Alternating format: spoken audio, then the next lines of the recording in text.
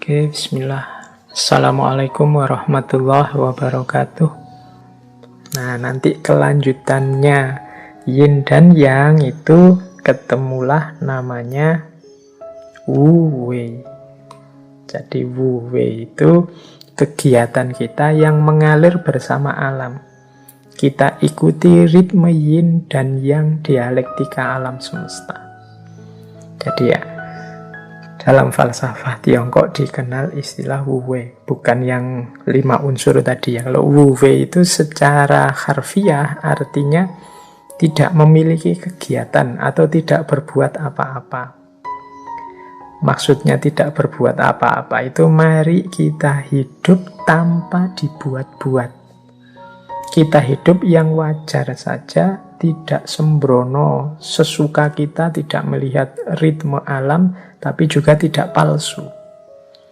Seseorang silahkan mengalir saja dengan ritme kodrat alami kehidupan ini. Jadi kita jalani hidup secara alami, tanpa ketegangan, dengan sederhana, dengan bebas. Tidak melakukan sesuatu yang sia-sia, tidak ada gunanya. Apalagi melakukan sesuatu yang hanya untuk dipamerkan saja, sama sekali tidak ada gunanya. Nah, ini namanya Wu Wei. Hari ini mungkin banyak di antara kita, coba kita muhasabah sebentar, berapa persen kegiatan kita sehari-hari yang itu memang efektif, sesuai, alami, dan berapa persen yang ini hanya dibuat-buat saja, atau ini tidak ada pentingnya sama sekali, atau ini hanya menghambur-hamburkan energi, tidak ada gunanya. Nah, jadi ini kelanjutannya yin yang, itu berarti menyarankan kita untuk hidup selaras dengan ritme alam. Baik ritme yin maupun ritme yang. Kita pahami perjalanannya, kita ikuti dengan cara hidup secara alami. Filsafatnya namanya Wu Wei. Maka nanti ada pandangan manifestasinya yin yang nanti dalam pola Wu Wei, hidup yang mengalir dengan alam, itu adalah hidup dengan beberapa prinsip. Jadi penerjemahannya yin yang dalam kehidupan kita sehari-hari itu ada beberapa prinsip hidup yang penting untuk kita ingat-ingat. Yang pertama adalah hidup secara seimbang atau balance. Seperti saya jelaskan tadi, yin saja akan membekukan, yang saja akan membakar. Kalau ada yang marah, harus ada yang sabar. Marah ketemu marah, meledak. Kalau yang satu sudah sabar menunggu, ya yang satu gerak. Jadi biar dinamis. Kalau semuanya menunggu dalam kesabaran, tidak akan ada aktivitas. Jadi yang satu pasrah, yang satu nuntun. Kalau semuanya ingin nuntun, hasilnya tabrakan. Kalau semuanya nunggu dituntun, hasilnya tidak ada yang jalan. Maka hidup ini harus seimbang. Kalau yang satu sudah bersuara, yang satu tolong diam. Kalau semuanya bersuara, tidak jelas mana benar, mana salah. Atau semuanya diam, ya kebenaran akan hilang. Jadi jangan sampai beku, juga jangan sampai terbakar, meledak.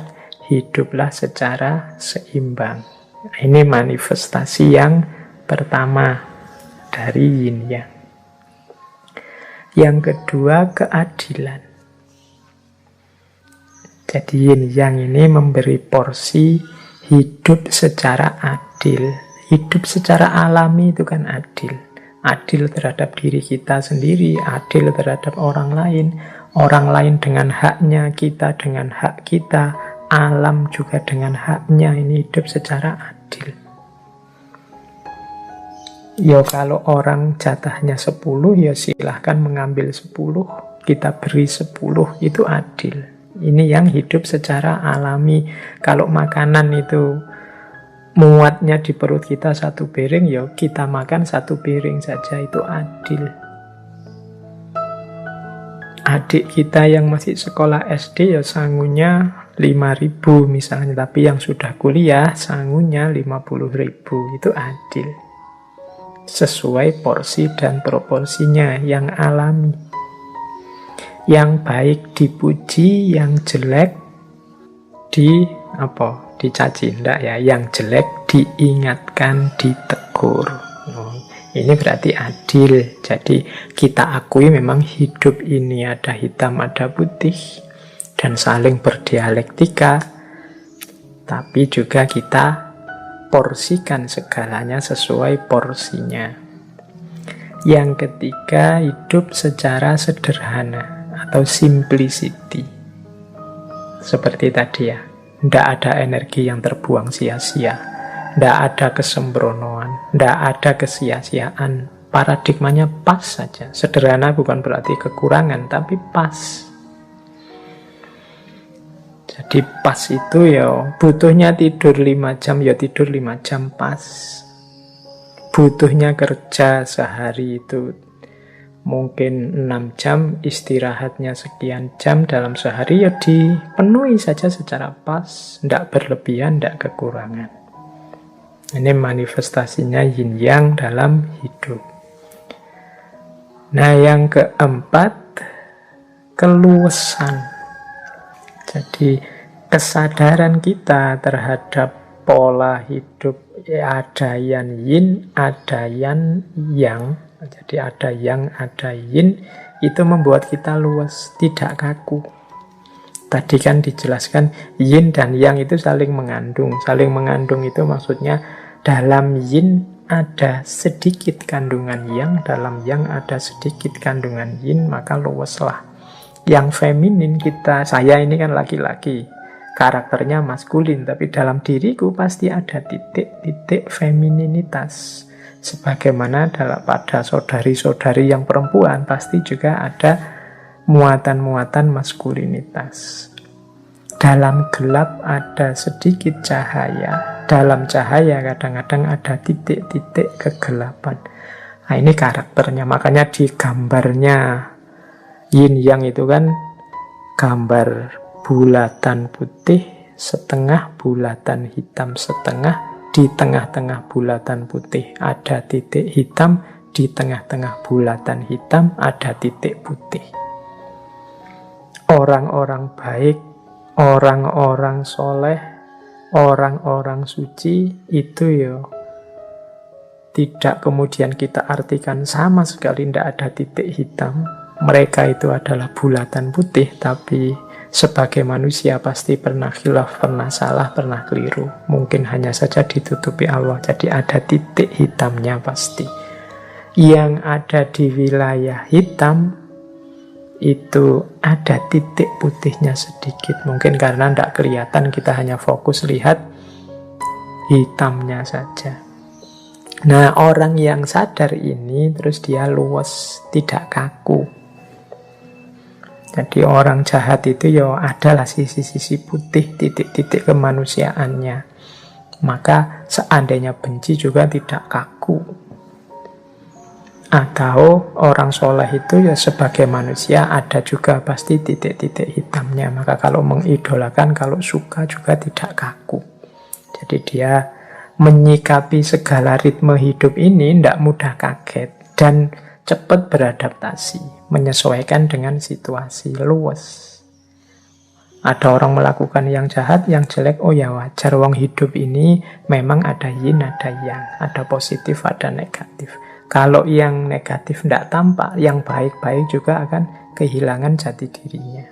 Nah, ini orangnya luwes, tidak kaku. Kemudian di antara cirinya lagi falsafah yin yang manifestasinya dalam hidup adalah terbuka. Jadi terbuka itu maksudnya ngerti kalau hidup itu dinamis, saling mempengaruhi, maka dia membuka diri untuk mendapatkan berdialektika dengan sekelilingnya secara alami, terbuka. Kalau dia pas salah, karena dia terbuka, dia bisa menerima nasihat. Kemudian terbuka mendapat wawasan-wawasan baru sehingga tambah baik. Karena dia sadar dia ada keterbatasannya. Meskipun aku ada di wilayah putih, aku punya titik hitam juga yang entah aku sadari entah tidak. Kalau aku terbuka maka semakin meningkat, mungkin titik-titik hitamnya semakin berkurang, dapat masukan-masukan baru. Kalau aku tertutup ya selesai, yang hitamnya tetap hitam, apalagi yang ada di wilayah hitam. Maka orang yang sadar hukum yin dan yang itu biasanya malah luwes dan terbuka. Dan yang terakhir gembira. Jadi gembira itu berarti mampu menikmati hidup ini. Jadi ada apapun yang terjadi, baik sehubungan dengan dirinya maupun sehubungan dengan alam, dia tidak terpengaruh, dia tidak mengeluh, dia tidak komplain protes, tapi pertama-tama dia bisa menikmati, bergembira. Karena sadar, ya itulah alam. Karena kemarin kita rusak sehingga tidak seimbang, akhirnya kita nikmatilah sekarang mungkin beberapa kesulitan hidup. Ya wis resiko nih, mau gimana lagi. Jadi dia bisa menerima, meskipun ya berlanjut dengan tadi, menyikapinya dengan adil, dengan luwes, dengan terbuka, dengan sederhana. Tapi hidupnya orang yang mengerti ritme alam yang yin dan yang ini, kecenderungannya dia gembira. Orang gembira itu ya mudahnya orang yang mau bersyukur terhadap hidupnya. Tidak seperti sindiran Al-Quran pada kita, kan Al-Quran menyindir kita manusia itu khuliqa halu'a, diciptakan selalu berkeluh kesah. Apapun yang dialami, dia selalu berkeluh kesah. Nah, cara mengatasinya apa? Ya, Al-Quran kan mengingatkan kita punya karakter itu. Mari kita pahami ritme alam, kita pahami mode-mode hukum alam, termasuk yin dan yang ini, sehingga kita hidupnya tidak mudah galau. Apapun yang kita alami, misalnya, wah nilaiku kok jatuh ya semester ini, ya wajar sih, semester ini aku males belajar, ya mesti saja, terus nilainya jatuh.